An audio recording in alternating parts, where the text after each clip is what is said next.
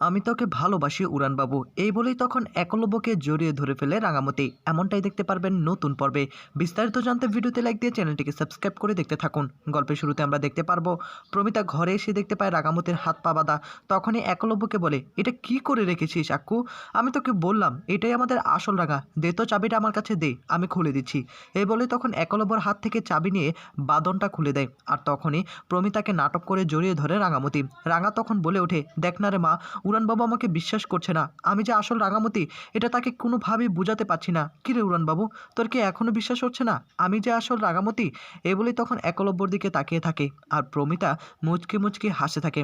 রাঙা তখন একলব্যকে টান দিয়ে জড়িয়ে ধরে ফেলে। আর একলব্য তখন বলে, কেন জানি মনে হচ্ছে এটাই আমার আসল রাঙা, এখন আমি তার স্পর্শ স্পষ্ট অনুভব করছি।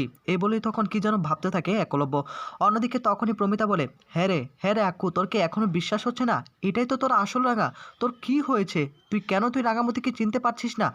তখনই আবার একলব্য বলে, তার মানে এটা যদি রাঙা হয় তাহলে আরেক রাঙা কোথায়? রাঙা তখন বলে, আরে আবার আরেক রাঙা আসবে কোথা থেকে? আমি তো একটাই তোর রাঙামতি, আমি তো এখানেই দাঁড়িয়ে রয়েছি। তুই কি আমাকে দেখতে পাচ্ছিস না? তোর যে কি হয়েছে না আমি কিছুই বুঝতে পারছি না, তুই শুধু শুধু আমাকে সন্দেহ করছিস। প্রমিতা তখন বলে, আর কোনো রাঙা নেই, এটাই তোর আসল রাঙা। এ বলেই তখন প্রমিতা ঘর থেকে বের হয়ে যায়। আর আড়াল থেকে তখন রাঙামতিকে ইশারা দিয়ে সেখান থেকে চলে যায়। আর বারবার শুধু একলব্যকে বোঝানোর চেষ্টা করে, আমি হলাম আসল রাঙামতি, তোর এখনও বিশ্বাস হচ্ছে না? একলব্য এখনও কোনো কিছু বুঝতে পারছে না, যে কি হচ্ছে না হচ্ছে কিছুই বুঝতে পারছে না। এখন স্পষ্ট স্পষ্ট রাঙামতির স্পর্শ অনুভব করছে একলব্য। একলব্য তখন আবারও রাঙামতিকে জড়িয়ে ধরে, দুজনাকে জড়িয়ে ধরে ফেলে। আর একলব্য চোখের জলগুলো ফেলতে শুরু করে, এতদিন তাহলে ভুল বুঝেছিল। অন্যদিকে দেখা যাবে যে রাঙার যমজ বোন সে চলে যাচ্ছে বাড়িতে, আর তো থাকা যাবে না, অনেক হেল্প করে ফেলেছে। এই বলেই তখন সেখান থেকে চলে যাচ্ছে রাঙার যমজ বোন। অন্যদিকে দেখা যাবে সত্যজিৎ একটা সন্ধান পায়, অর্থাৎ গুন্ডাদের আস্তানার মধ্যে থেকে ড্রাগসহ তাদেরকে ঘায়েল করতে হবে। সত্যজিৎ আগে থেকে টিম নিয়ে সেখানে উপস্থিত হয়। চারদিকে তন্ন তন্ন করে খোঁজার চেষ্টা করে, কোথায় রয়েছে ড্রাগস, কোথায় রয়েছে সেই রাঘব নামের সেই গুন্ডা। তাদেরকে খোঁজার জন্য ব্যস্ত হয়ে পড়ে। একসময় দেখা যাবে একটা গোডাউনে চলে আসে সত্যজিৎ বুঝতে পারে যে এখানেই চোরা কারবার হচ্ছে। আর তখনই সত্যজিৎ চারদিকে পুলিশ লাগিয়ে রাখে। সত্যজিৎ হাঁটি হাঁটি পা করে ভিতরে প্রবেশ করতে শুরু করে। এদিকে সত্যজিৎ তার টিমদেরকে কল করে সকলকে অ্যালার্ট করে দেয় যে কেউ যেন পালাতে না পারে। আর তখনই সত্যজিৎ সকল গুন্ডাদেরকে আক্রমণ করা শুরু করে দেয়। সকলকে তখন বলে, একদম পালানোর চেষ্টা করবে না, তাহলে কিন্তু খুব খারাপ হয়ে যাবে। কিন্তু গুন্ডারা কোনোভাবেই থেমে থাকবে না, গুন্ডারা এখন যুদ্ধ করবে, ফাইট করবে পুলিশদের সঙ্গে। এক পর্যায়ে গুন্ডাদের হাতেও ছিল অনেকগুলো বন্দুক, আর তারা সকলেই মিলে এবার বন্দুক চালানো শুরু করে। একদিকে পুলিশ, অন্যদিকে গুন্ডারা এবার মুখোমুখি হয়ে যাচ্ছে।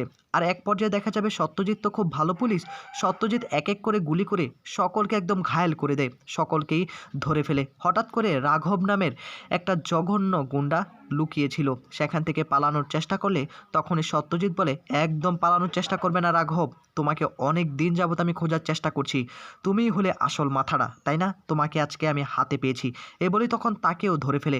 অন্যদিকে আরেক পুলিশ সত্যজিৎকে বলে, দেখুন স্যার, এবার কিন্তু একটু বেশি বেশি হয়ে যাচ্ছে, এতগুলো ড্রাগস, তার মধ্যে রাঘব নামের এরকম একটা গুন্ডাকে পুলিশ স্টেশনে রাখা যাবে না, আমাদের ভয় করছে, বিপদ কিন্তু আসতে পারে। সত্যজিৎ তখন বলে, আমরা পুলিশ, আমাদের কাজ কি? আমাদের কাজ হলো গুন্ডাদেরকে ঘায়েল করা, দেশকে রক্ষা করা, আপনি ভয় পাচ্ছেন কেন?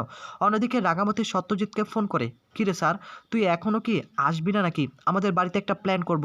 আর বিবাহ বার্ষিকী উপলক্ষে সেই প্ল্যানটার কথা কি তুই ভুলে গেছিস নাকি? তুই ছোট দিবেকে নিয়ে এক্ষুনি আমাদের বাড়িতে চলে আয়, তা না হলে কিন্তু খুব খারাপ হয়ে যাবে। পাঞ্চালি এসে বলে, নতুন বিয়ে করেছো, বিবাহ বার্ষিকী অনুষ্ঠান তো করতে হবে, তাই না? তুমি কোথায়? আর সবসময় এরকম কাজ নিয়ে ব্যস্ত থাকলে হবে? অদিতিকে নিয়ে তাড়াতাড়ি আমাদের বাড়িতে চলে আসো, বাড়িতে হইচই হবে, আনন্দ হবে। ঠিক সেই মুহূর্তে সেখানে চলে আসে বৃন্দা এসে বলে, কি নিয়ে তো আলোচনা করছে কিছুই তো বুঝতে পারছি না। এদিকে তখনই আবার রাঙা পাঞ্চালিকে বলে, দেখ আমাকে দে তো, আমি আর একটু কথা বলে দিই। এই বলে তখন টান দিয়ে ফোনটা নিয়ে বলে, হ্যাঁ রে স্যার, তুই কি ভুলে গেছিস নাকি আমরা যে প্ল্যানটা করেছিলাম? আমরা প্ল্যান করেছি আমরা জাহাজ দিয়ে সমুদ্রের মাঝে বিবাহ বার্ষিকী অনুষ্ঠানটা করব, কত আনন্দ করব, হইচই করব। আর তখনই বৃন্দা বলে, ও বাবা, এত বড় প্ল্যান হচ্ছে, আমি কিছুই জানি না। সত্যজিৎ তখন বলে, আচ্ছা ঠিক আছে বাবা, আমি একটা মিশনে আছি, আমি বাড়িতে আসি, তারপর তোমার সঙ্গে আলাপ হবে, কথা হবে, এখন আপাতত রাখছি। বৃন্দা তখন বলে, তার মানে কি বিবাহ বার্ষিকী পালন করার জন্য আমরা সবাই যাচ্ছি জাহাজে করে? তখনই আবার প্রমিতা বলে, হ্যাঁ যাচ্ছি, আমরা প্ল্যান করছি যেটা শুনতে পেয়েছো সেটাই। কিন্তু তুমি এতটা খুশি হচ্ছ কেন? তুমি এতটা খুশি হও না, তোমাকে তো আমরা নিব না। তুমি কি কি করো সেটা কি আমরা ভুলে গেছি নাকি? বৃন্দা তখন বলে, কি বলছেন কি? আমাকে নেবেন না? কিন্তু কেন মা? আমি কি এমন করেছি? রাঙা তখন এসে বলে, কেন? তুই যেখানে যাবি একটা না একটা অঘটন ঘটাস, আবার যদি ওইখানে গিয়ে কিছু একটা করিস। এর থেকে বলো আমরা আর কোনো রিস্ক নিতে চাই না, ঠিক আছে না? তাই রিস্ক যেহেতু নিতে চাচ্ছি না, তুই আমাদের সঙ্গে যেতে পারবি না। বৃন্দা তখন ভীষণ রকম রাখতে শুরু করে রাঙার উপর। আমি যাব না? এটা কি হতে পারে নাকি? অন্যদিকে একলব্য বলে, প্লিজ বড় বৌদি, এবার অন্তত তুমি কোনোভাবেই বাহানা করো না আমাদের সঙ্গে যাওয়ার জন্য। সার্থকী তখন বলে, তোরা যে ঘুরতে যাবি টাকা পাবি কোথায়? বাবার টাকাগুলো শেষ করবি তাই না? তখনই আবার প্রমিতা বলে ওঠে, তোকে নিয়ে টাকা নিয়ে চিন্তা করতে হবে না। তোর যদি যাওয়ার ইচ্ছা থাকে তুই ময়না বাচ্চাদেরকে নিয়ে যেতে পারিস, তোকে আমরা অ্যালাউ করব। তুই টাকা নিয়ে একদম চিন্তা করিস না। এদিকে তখনই সার্থকী বলে, তাহলে যাওয়া যাবে, কিন্তু আমি যদি খরচ করি টাকা আমি যাব না। তখনই আবার রাঙামতি সার্থকীর কাছে এসে বলে, এই তো মেজদাবাই আসলে সুবিধাবাদী লোক, অর্থাৎ যেখানে সে খরচ করবে না সেখানে যেতে চাবে। কী রে উড়ানবাবু, তুই চুপ করে রয়েছিস, কিছুই তো বুঝতে পারছি না। তখনই আবার সার্থকী বলে, হ্যাঁ, কারো কোনো মরদ নেই, বাবার টাকা পয়সাগুলো একদম শেষ করে দেওয়ার প্ল্যান করছে সকলে। রাঙা তখন আবারও সামনে এসে বলে, তুই এতটা ঘাবড়ে যাচ্ছিস কেন? আরে তোর টাকা খরচ হবে না তো, তুই যেতে পারবি। এ বলেই তখন সকলে ওপরে চলে যায়। একলব্য তার মাকে বলে, মা তুমি যে প্ল্যানটা করছো, আমরা ঘুরতে যাব সব কিছুই ঠিক আছে, কিন্তু বাবা কি রাজি হবে? তোমাদের প্ল্যান কিন্তু শেষ হয়ে যেতে পারে, এটা কিন্তু ভুলে গেলে চলবে না। প্রমিতা তখন বলে, এটাই তো, তোর বাবাকে খুশি করানোর জন্যই তো, রাগ ভাঙানোর জন্যই তো এরকম একটা ডিসিশন নিয়েছি। অন্যদিকে বৃন্দা মনে মনে বলতে থাকে, আমাকে নিবে না? নিতে হবে। মা আমাকে নিলে কি এমন হয়ে যাবে? আমাকে নিয়ে যান না। প্রমিতা তখন বলে, দেখো এখনও কোনো প্ল্যান হয়নি, যদি আমাদের মনে হয় তোমাকে নিব তাহলে সেটা দেখা যাবে, কিন্তু আপাতত তোমাকে কিছুই বলা যাচ্ছে না। প্রমিতাও সেখান থেকে চলে যায়, আর বৃন্দা তখন মনে মনে একটা প্ল্যান সাজাতে শুরু করে। তোমরা সকলে ঘুরতে যাবে, আমাকে নেবে না? ভালো সেজে আমাকে তোমাদের সঙ্গে যেতে হবে। এরকম একটা সুযোগ কি আমি হাতছাড়া করবো নাকি? ওই জাহাজ থেকে আমি রাঙামতিকে ধাক্কা দিয়ে ফেলে দিব, তাহলে সমুদ্রের হাঙর মাছ ওকে খেয়ে ফেলবে, এই বলে চিন্তা করতে থাকে। অন্যদিকে দেখা যাবে সত্যজিৎ, সে রাঘব, বাকি গুন্ডাদেরকে নিয়ে চলে আসে পুলিশ স্টেশনে, কিন্তু এখনও বাকি পুলিশরা ভয় পাচ্ছে। সত্যজিৎ তখন বলে, এইসব নিয়ে তোমাকে চিন্তা করতে হবে না, আমরা পুলিশের কাজ করতে দাও। রাঘব সেখানে এসে বলে, আপনি কাজটা ভেবে চিন্তা করছেন তো? আমাকে কি ভেবেছেন? আমাকে জেলের ভিতরে রাখবেন, আপনারা শান্তিতে থাকতে পারবেন? আপনি কিন্তু ভুলে যাচ্ছেন আমি কত বড় মাপের একজন খেলোয়াড়, বেশিক্ষণ রাখতে পারবেন না।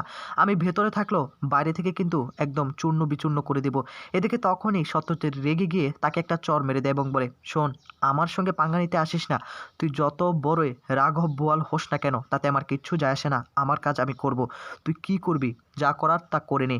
এ বলেই তখন ভীষণ রকম রেগে তাকে বলে যে, এক্ষুনি যাও, এক্ষুনি তাকে নিয়ে চলে। তোকে আমি এতদিন খুব ভালো করে খুঁজেছিলাম, তোকে আমি পাইনি। তুই একবার ভেবে দেখেছিস ড্রাগস অ্যাডিক্টেড কত বড় ক্রাইম করিস? এর জন্য কিন্তু 10-12 বছরের যাবজ্জীবন কারাদণ্ড হতে পারে। এই বলেই তখন রাঘব ভীষণ রকম রেগে গিয়ে বলে, আপনি কী ভেবেছিলেন আমাকে এখানে আটকে রাখবেন? আপনার পরিবারকে শেষ করে দেব আমি। তখন সত্যজিৎ বলে, আমার পরিবারের ওপর যদি কোনো রকম আঘাত হানার চেষ্টা করিস তাহলে আমি কিন্তু তোকে ছেড়ে দেব না। পুলিশ তখন বলে, দেখুন এভাবে কিন্তু আমরা কোনো কিছু করতে পারবো না, আমরা কিন্তু পুলিশ টিম খুব কম, আমাদেরকে নজরদারিতে রাখতে হবে। তখনই সত্যজিৎ বলে, আরও পুলিশ আনার ব্যবস্থা করো, আমি আজকে এখানেই থাকবো, ভয় পাওয়ার কোনো কারণ নেই, আমরা আছি তো। এ কী করতে পারে আমিও দেখে নিব, আজ রাতটাই তো, কাল সকালেই তো ওকে কোর্টে প্রেরণ করব, তাহলে আর সমস্যা হবে না। আর তোমাকে এটা নিয়ে চিন্তা করতে হবে না, ও যা করার করতে পারে, তাতে আমার কিচ্ছু যায় আসবে না। পুলিশ তখন বলে, আপনি ভেবেচিন্তে বলছেন তো? তখনই আবার সত্যজিৎ বলে, আমি ভেবেচিন্তেই বলছি, আমরা তো পুলিশ তাই না? কিছুক্ষণ পরই দেখা যাবে ভয় পেয়ে বারবার অদিতিকে ফোন করতে শুরু করে। অদিতিকে বাড়ি থেকে নিয়ে চলে আসে রাঙামতি, আর তখনই রাঙামতি অদিতিকে বলে, তুই সত্যজিৎ স্যারের কোনো ফোন ধরবি না, ও বাড়িতে আসুক। কিছুক্ষণ পরপর অনেক ফোন করে সত্যজিৎ, কিন্তু সত্যজিতের ফোন রিসিভ করছে না। আর তখনই রাঙা বলে, আমার কাছে ফোন করবে তো, আমি সবটাই বলে দিব। এভাবে বারবার ফোন করার পর এক পর্যায়ে অদিতি ফোনটা ধরলে সত্যজিৎ রেগে গিয়ে বলে, এতক্ষণ কি করছিলে? বারবার ফোন করছিলাম। পাগল হয়ে গেছো নাকি? ফোনটা কি একবার ধরা যায় না নাকি? এদিকে তখনই রাঙা বলে, কিরে এত রেগে যাচ্ছিস কেন? কিছু কি হয়েছে নাকি? আরে ওকে তো আমি এই বাড়িতে নিয়ে এসেছি, তুই চিন্তা করিস না। তখনই সত্যজিৎ বলে, রাঙা তুমি ওকে এই বাড়িতেই কিছুদিন রাখো। রাঙা তখন বলে, কেন, কি হয়েছে? কোনো বিপদ হয়েছে আমাকে বল। সত্যজিৎ সবটাই বলে। রাঙা তখন বলে, কোনো হেল্প লাগে আমাকে বল।